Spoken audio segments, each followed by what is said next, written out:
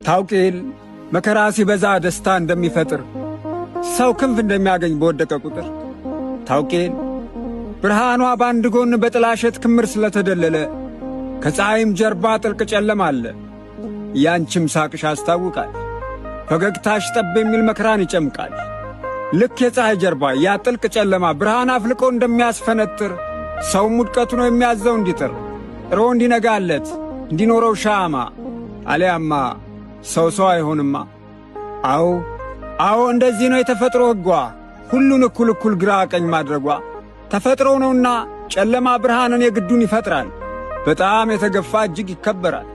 ሐዘኑ የበዛ ይኖረዋል ደስታ፣ ትንሽ የተባለው አለው ትልቅ ቦታ። ይኖረዋል ጊዜ የሚከበርበት፣ ለምክንያት ነው ብልህም የሆነበት። እናም ብርሃኔ የኔ ሻማ ፋኖስ፣ ይሄ ሁሉ ሆኖስ በጣም ታምርኛለሽ፣ ፊት ለፊቴን ሳየው ታበሪልኛለሽ።